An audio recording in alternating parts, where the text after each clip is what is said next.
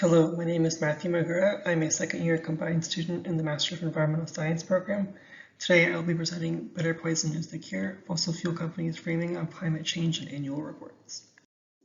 First, I will start with some background information on what this project is and what questions I will be addressing. Then I will provide a brief introduction into the topic of this study. This project is a qualitative frame analysis on annual sustainability reports from major corporations within the fossil fuel industry. I'm looking to answer several questions. My primary research question is what framing strategies do fossil fuel companies employ to reconcile the demand for addressing the climate crisis with the reality that their product is the most significant immediate cause of climate change?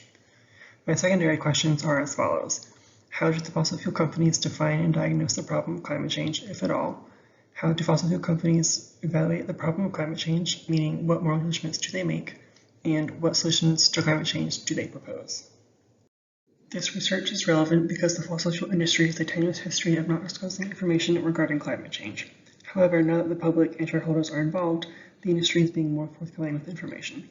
My project works to understand how they are framing this information. Additionally, my work is important because this is still a relatively novel subject of study.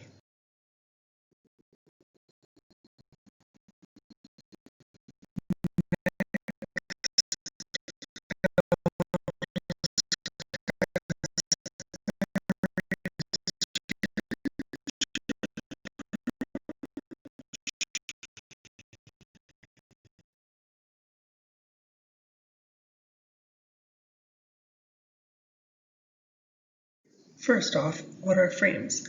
Frames deal with the selection and salience of information. Salience simply means how noticeable or apparent the frame is within the text. A successful frame defines problems, diagnoses causes, makes moral judgments, and suggests treatments.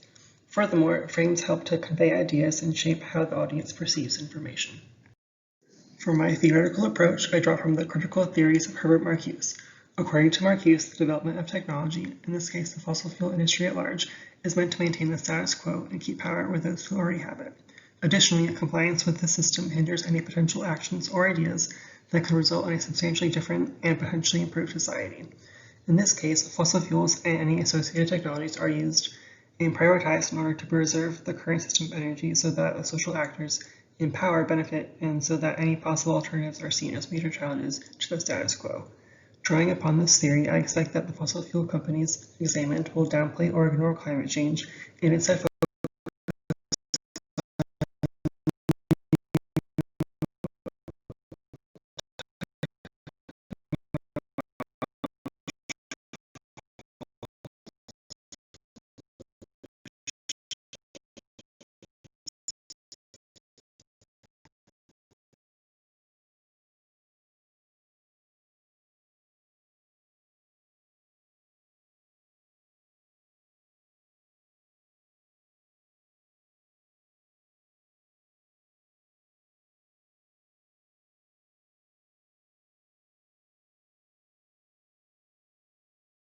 Next, I will discuss the methodology and materials.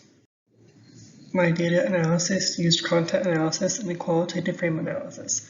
Content analysis is a standard way to identify frames. This process locates and identifies frames within a text. In this case, the content analysis was done using open coding. This means that the frames were identified without any pre-existing themes or frames. Furthermore, a qualitative frame analysis functions in the same way as content analysis. Additionally, a qualitative analysis differs from a quantitative one in that it emphasizes understanding the frame within its societal context, as opposed to the prevalence of the frame within the text. Data was collected from Chevron, ExxonMobil, BP, Shell, ConocoPhillips, Peabody Energy, Consol Energy, and Arch Coal because these companies are responsible for almost 15% of industrial carbon emissions since 1850. More specifically, data is collected from each company's annual sustainability report, except for Arch Coal. Data is collected from Arch Coal's website instead, as they did not produce a sustainability report.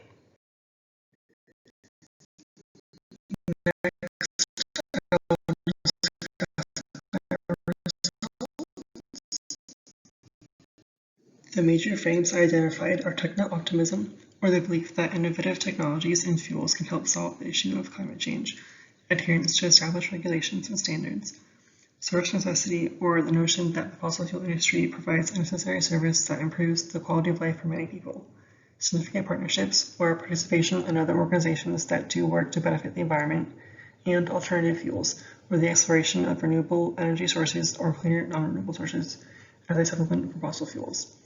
Furthermore, notable emissions I identified include any potential environmental and societal risks or risk minimization, and any potential future scenarios that are significantly different from the growing economy powered by increased energy output or possibility blindness.